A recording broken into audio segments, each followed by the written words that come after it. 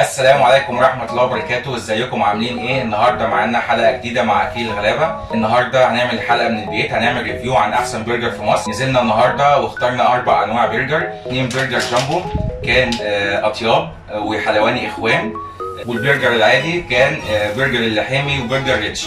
هنفتح الاكياس دلوقتي مع بعض وهنشوف وهقول لكم اسعار كل واحد فيهم، وان شاء الله التجربة النهارده هتعجبكم.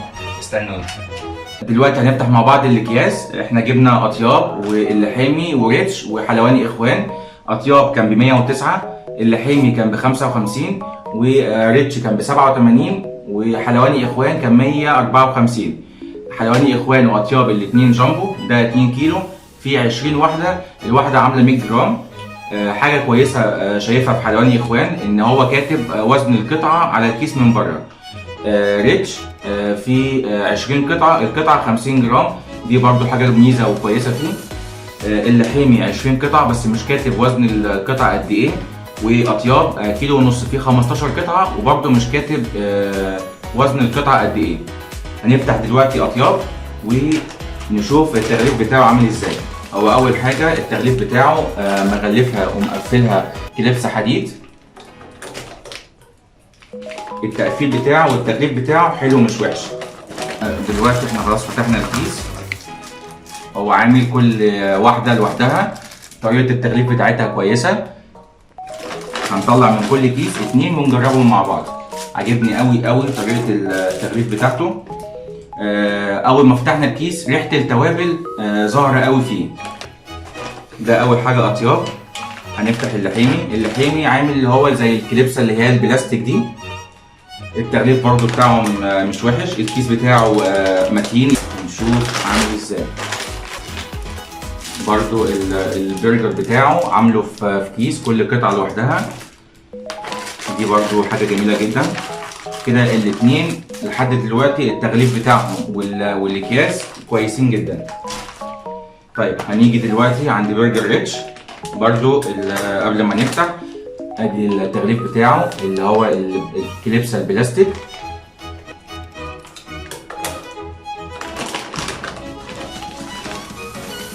برضو عامل كل برجر في كيس لوحده، بس هنا كاتب اسم الماركه وبتاع. شياكه الصراحه، حركه جميله.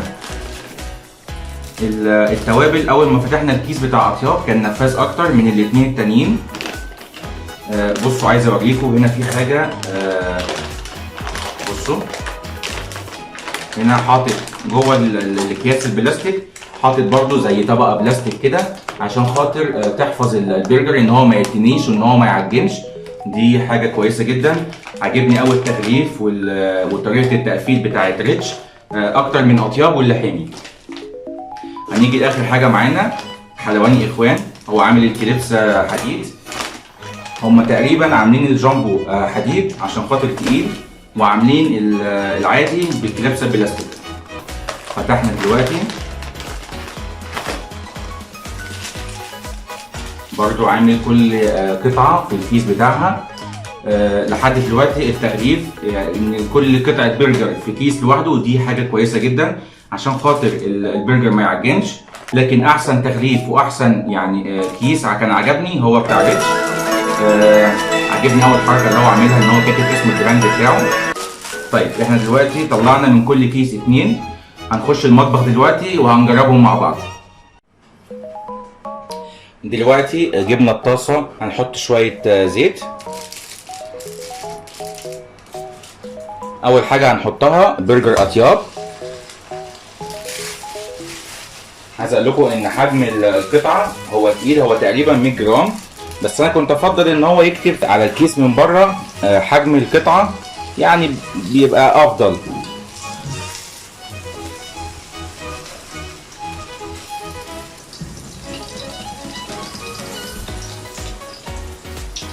دلوقتي احنا خلصنا اللي هي الاتنين برجر بتوع اطياب.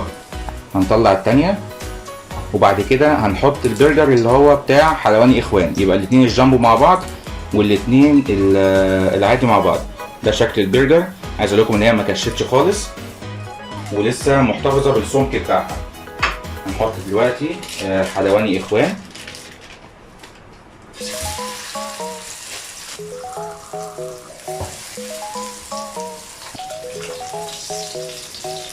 حلواني يا اخوان كده خلاص استوى. هو خد وقت في السوا اقل بكتير من اطياب.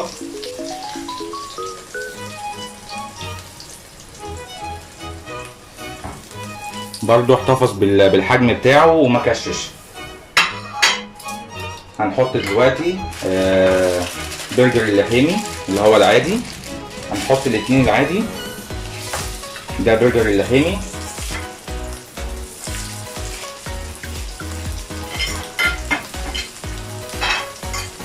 هنشوف اذا كانوا هيكشوا ولا برضو هيحتفظوا بالحجم بتاعهم.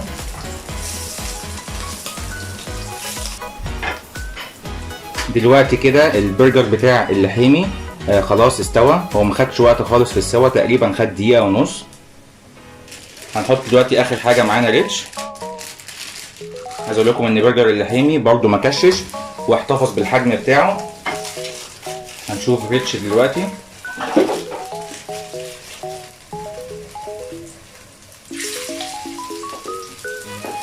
كده احنا خلصنا تحمير الاربع انواع. ريتش برضو ما خدش وقت خالص زي اللحيمي. هنقدمهم دلوقتي وبعد كده هندوهم مع بعض. دلوقتي احنا خلصنا الاربع انواع. ده اطياب، ده حلواني اخوان، وده ريتش، وده اللحيمي. هنجرب دلوقتي اللي هما الاتنين الجامبو، وهنقارن الاتنين العادي مع بعض اللي هو ريتش واللحيمي. هنجرب دلوقتي الاطياب. حاسس ان هو جوسي قوي، طعمه تحفه، جميل جدا. التوابل باينه قوي فيه. السمك بتاع البرجر نفسه عاجبني قوي. نجربه كده مع الباربيكيو. تحس ان انت بتاكل لحمه. انا عاجبني قوي اطياب. طيب نجرب حلواني يا اخوان. ريحه التوابل فيه مش نفاذه. التوابل فيه مش كتير، بس طعم اللحمه فيه باين قوي.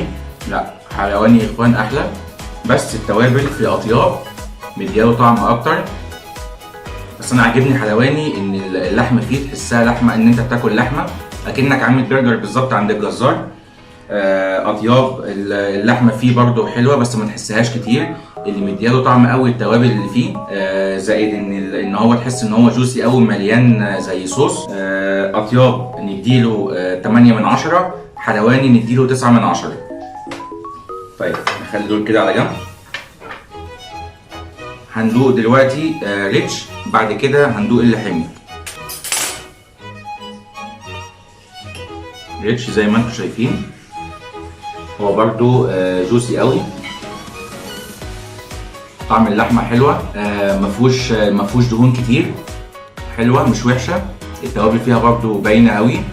الحجم بتاعه السمك بتاعه مش اللي هو زي الجامبو، بس الحجم بتاعه حلو. تحس ان انت بتاكل حاجه، يعني ما بتاكلش حاجه رفيعه قوي. لا طعمه حلو. هنجرب دلوقتي اللحيمي. اللحيمي دايما بجيب منه اللانشون، بيبقى طعمه حلو مش وحش. بص الحجم بتاعه عامل ازاي. عايز اقول لكم طعمه وحش جدا. تحس ان انت بتاكل لانشون فعلا مش برجر. التوابل فيه باينه قوي زياده عن اللزوم، اللي هو تحس ان انت يعني مغطيه على حاجه. لا طعمه مش عاجبني قوي. لا، اللحيمي نديله 5 من 10. ريتش برجر نديله 8 من 10. عجبني جدا. زي ما قلت لكم في الجامبو اكتر حاجه عجباني كانت حلواني اخوان، عشان طعم اللحمه فيه باين قوي، تحس ان انت بتاكل لحمه. بعديه اطياب، التوابل فيه نفاذه وطعمها حلو برده مش وحش. ريتش لو حد هيجيب حجم عادي لا انصحه بريتش. اللحيمي ما انصحش بيه خالص. انا لو هشتري اطياب. طعم اللحمه باين فيه، التوابل فيه نفاذه قوي، الحجم بتاعه ما بيكشش، السمك بتاعه مناسب جدا. لو ما لقيتش اطياب هشتري حلواني اخوان، ده في الجامبو. العادي لو انا هشتري عادي، مع ان انا مش هشتري عادي، هشتري ريتش. بعد كده لا مش هفكر اشتري اللحيمي. ان شاء الله هنعمل حلقات تانية عن انواع الهوت دوج، وان شاء الله نجربهم مع بعض. استنونا.